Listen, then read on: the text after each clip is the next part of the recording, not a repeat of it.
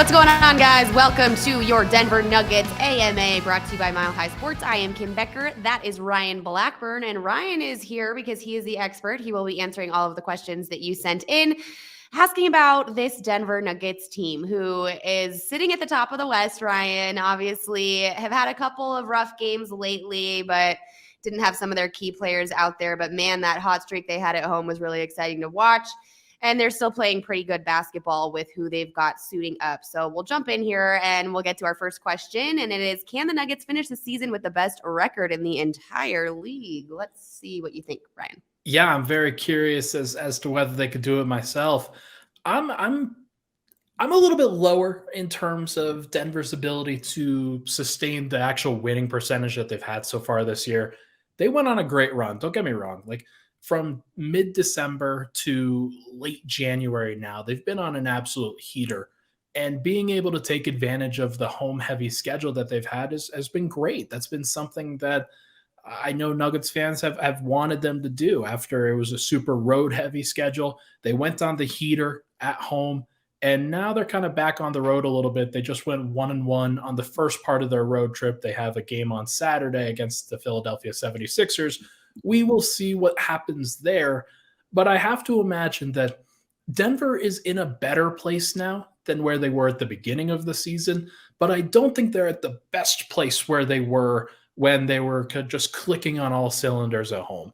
They are both teams. They're not necessarily just the second team that was awesome at home. They still have some road struggles every now and then. And I think over the course of these last three games, they failed to get over 100 points at each time. Yeah. And two of those games were without Nikola Jokic, but I think the offense is going through just a little bit of a rut right now with guys not necessarily shooting as well as they did at the beginning of the year.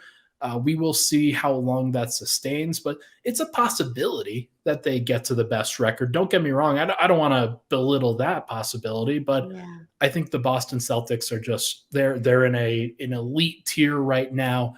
They will probably have at least 56 to 57 wins. For Denver to get to that point, it would take a lot. It would take a very, very high level of winning for the rest of the season. And I just don't think that Denver's going to have to go that hard in March and April, and they might lose some games then. Well, they're still looking pretty good right now in the Western Conference. They're 3 wins ahead of the Grizzlies, so that's exciting, right? Ryan, correct me if I'm wrong. I think it's 2.5 right now, just to be perfectly precise there. But yeah, they have put together a nice little gap ahead of second place. And the gap is even larger when you look down the standings. You got third and fourth and fifth. So that's the most important thing, is they've set themselves up real well so they don't have to go super, super hard during the second half of the year. Don't have to go hard in the paint. No pun intended. All right, Ryan, we'll jump on over to our next question here. Can you rank in order the Nuggets players that you trust the most to make a three-pointer? Yeah, it's really interesting watching the team when they're at home and when they start getting rolling and you see them running out in transition and the pass gets thrown to Kentavious Caldwell-Pope. And he is just always going to hit that shot right now. It feels like he has been fantastic this year from a three-point shooting perspective, and he doesn't take a lot of them, but when he's open, he's going to fire and has the confidence to hit those shots. And boy, does he hit them. He has been awesome this season for Denver. He's the guy that I trust most right now. And I think it's like, you could go to Aaron Gordon, and he's been a lot better from three this year. You could go to Bruce Brown, who's been a lot better from three this year. I think among the second and third and fourth best or most consistent guys, I'm thinking probably, oh man, it's so tough. I think Michael Porter is probably the next guy I would go with, and then Bones Hyland after him. Those three guys, KCP, Michael Porter, Bones Hyland, have just been super consistent from behind the three-point line for most of the season. I know Bones is going through a little bit of a shooting slump lately, but he's been great so far this year and takes some difficult threes that when he gets a clean look, most of the time it's going down. All three of those guys have been so important in kind of bolstering what the Nuggets have done with their stars, with Jokic and Murray in the middle of the floor. If you kick it out to an open Bones or an open KCP or an open Michael Porter, that shot's generally going down. So I think it's probably KCP, MPJ, Bones Hyland, And then after that, probably Murray, Jokic, Gordon, Bruce Brown. I still don't really trust Bruce Brown's jumper fully, despite the fact that he's been fantastic for Denver. It's just one of those things. It just doesn't look right coming out of his hand. All right. Well, you commented on Bones Hyland being in that top 3, but actually, this next question now makes me even more intrigued to hear what you have to say. The next one is, do the Nuggets have a Bones Hyland problem? Yeah, this came from our own resident host, Anilo. I know Michael's hosting for us now on the production side of things here, but Anilo, the one of the head honchos at Mile High Sports. What the heck, Anilo? Come on now. But I love it. He's providing the content, providing all of the fun and the fury that's about to come down with this answer. Yes, the Nuggets do have a Bones Hyland problem. They're in a situation right now where Bones is 22 years old, still learning the ropes, still trying to figure out what the heck is supposed to happen from a playoff perspective, finding the best way to impact this team in a positive way. And that has kind of coincided with Denver not being great defensively with their bench, not necessarily getting the best shot selection with their bench. And Bones is part of that. He's one of the reasons, like, he has so much pressure on him as a second-year player. Is an unfair amount of pressure, in my opinion, to put a guy in that position where he has to be great in order for the Nuggets bench to just be good. And he hasn't been good enough defensively. That's got to be where he most improves. But Denver is at that stage where they are trying to figure out, okay, do we play the talented second-year player through his mistakes, hoping that he gets to a place where we feel comfortable with him in the playoffs? Or do we reduce the number of minutes that he plays in the playoffs and decide to go instead with a Bruce Brown who's more steady, or a Christian Brown who's more defensive, or just playing Jamal Murray more minutes because that's the guy that you're going to trust in the end? I think it's going to be very interesting to see what they do. But yes, they do have a Bones problem. It doesn't mean that they don't have a Bones solution, but they do have a Bones problem right now. All right. What is the minimum return that would make a Bones trade even remotely realistic then? Yeah, this is the other side of that coin, right? If you don't want to deal with the problem, maybe you trade him for somebody different. Maybe you trade and try to get somebody back. I think the most important thing that Nuggets fans should understand is that looking at Denver's starting lineup this last game without Jamal Murray, it was very emblematic of what their bench could look like at some points if they don't have Bones out there. You had Bruce Brown, Christian Brown, Vlatko Cancar, Jeff Green, Vlatko Cancar, Aaron Gordon, and Zeke Naji. That was the 5 guys that started in place of Denver's kind of rest game that they had on the back-to-back. Right. And that lineup could not score. It really struggled. And there was a lot of problems creating off the dribble. So if you are going to trade Bones Hyland, you need to get somebody back who you can trust to create off the dribble in that situation. And I don't really see a guy out there that really meets that criteria, for one. But for another, Bones is in his second year. He's developing offensively really well, and another team is going to see that for sure. And they're going to try to take advantage of Denver and give them a low ball offer. So I think from a value perspective, it's probably like a lottery protected first round pick at minimum. That's probably what you're looking for. But in terms of another player, you need somebody who can handle and somebody who can create, because if you don't have enough of those guys in the playoffs, then you're going to be sunk when Jokic comes off the floor. Absolutely. All right. We've got our next question from Fernando. Now that the Nuggets are up to the 15th ranked defense in the league, where do you think they can be by the end of the season? Yeah, and I actually think it may be 14th on NBA.com. I know that different sites have different numbers and rankings and different things that they take into account, but NBA.com is just what happened without any breakoffs in garbage time or strength of schedule adjustments or things like that. Denver's at 14th on there right now and basically average. So that is a far cry from where we were talking about them just a couple of months ago, Kim. Why is this team ranked 28th in defense? There's no reason for them to be this bad. And you're right. There wasn't. There absolutely was not a reason for them to be that bad early on in the season. They just didn't try enough, and they weren't as connected as they are now. I think that it's possible that they eclipse the top 10. I don't think that they get there. I think they probably sit at around 11 to 14. for most of the rest of the season and then end up there. Maybe some ending games, it's a little bit more of a fluctuation based off of how they want to try. But I do think that they are a top half defense. That much has been clear based off of what KCP and Bruce Brown and Aaron Gordon have really brought to the table this year, replacing DeAndre Jordan with Zeke Naji off the bench.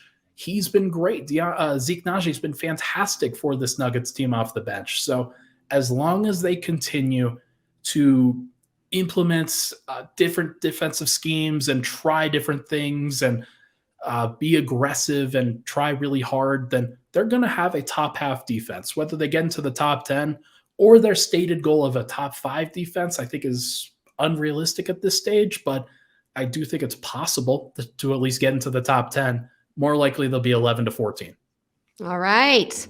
A couple more to round off this AMA here. And the second to last question that we have is, which team would you not want to see playing against the Denver Nuggets in the first round of the playoffs, Ryan? Yeah, this is one where you have to look at the standings. You have to look at who is playing well, who's not playing well. Right now, there are 3 teams that are kind of in that zone: the Clippers, the Suns, and the Warriors, that were, I think, the 3 expected rivals for Denver at the beginning of the season. That hasn't manifested quite yet because the Warriors are just a little bit more mid than I think a lot of people thought they would be. The Clippers are as injured as any team, and they have so much load management that they have to go through. And then the Suns have kind of fallen off the cliff here, but they're getting back into that place where, and I think a lot of these teams are starting to recover their form a little bit and look a lot better. If I were the Nuggets, I would not want to face the Warriors.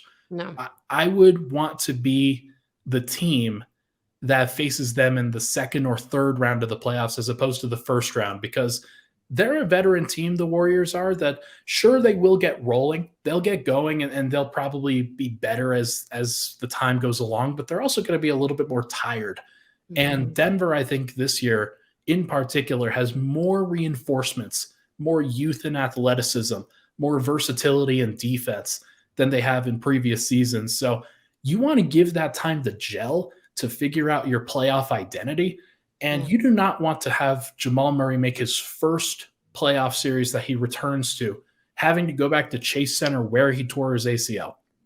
That to me seems like a bad idea. That to me seems like a really tough psychological thing and mental hurdle that the Nuggets could have to jump through if, let's say, the Warriors steal game 1 or game 2 at home for Denver, and then you have to go into Chase Center and go to San Francisco to have to win at least one of those games to even up the series. That could be tough. That could be really tough. So I don't want to put Denver in that position. I would rather them face the Warriors later and not have to face them early. All right. We like that answer. And one last question to wrap up this AMA this week for the Denver Nuggets. This one's from Jose. Who are the ideal trade targets for the Nuggets at the deadline? Yeah, I've done a lot of work on this on the Pickaxe and Roll Pod that everybody can go check out as well. And we always talk about this pretty consistently with the trade deadline looming. We're recording this on Thursday. It's 2 weeks away from the trade deadline at this point, and we're going to see what it looks like when Denver actually get through that process. But if I'm the Nuggets, I'm still a little bit concerned about, well, I don't know if there's any one position or player that you can really look at with the way that this team is playing and some of the questions that they have. I think I'm of the opinion that you hold on to Bones Hyland, that you hold on to Zeke Naji, that you don't do anything crazy with those guys. Okay. If I am the Nuggets, I probably go after a guy like Mason Plumlee or Isaiah Hartenstein in using their trade exception that they have. They may not be able to get one of those guys without giving up a young asset, but I do think that having a solid big backup center, just in case Nikola Jokic gets into foul trouble and just in case you don't really trust a guy like Zeke or Jeff Green or DeAndre Jordan to play those big minutes, you need somebody who can be functional in that rotation, in that lineup. And having options there is the most important thing. Right now, Denver has options, but nothing that I think really gives you a lot of confidence. So I'm still thinking about the backup center spot, not necessarily to trade a first-round pick or to trade a young player, but to try to bolster that lineup just a little bit.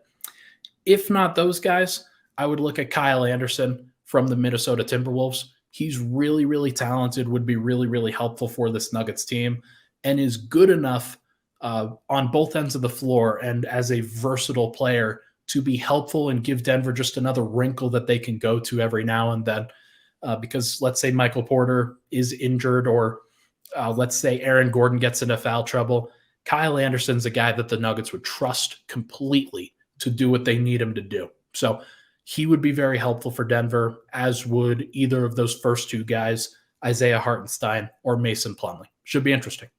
Should be very interesting. All right, Ryan, will you plug your podcast and make sure that everybody else is also staying tuned to milehighsports.com, because Ryan has a bunch of write-ups throughout the week after games, whatever's going on with the Denver Nuggets. You can get all of your information and updates and analysis and news and anything you could possibly want when it comes to the Denver Nuggets right over at milehighsports.com. Also, make sure that you are following us on Twitter at milehighsports, following Ryan at NBA Blackbird. And make sure that you are tuning into our AMA every Friday afternoon. Ryan and I will hop on here, and Ryan will answer the questions that you all may have when it comes to the Denver Nuggets. I'm just here to hang out, really. I don't do anything. But Kim, you're Ryan, no, I fantastic. appreciate you. I couldn't do this without you, Kim. There's no It's way. always fun. I love it. I need It's always somebody to fun. bounce my ideas off of and my conversation topics. There's no other way to do it. Come on now. So we have a good time over here at Mile High Sports. It's a fun place to be. And we want to thank all of you guys for tuning in. Ryan, I'll see you next Friday. Bye, Kim. Good to see you.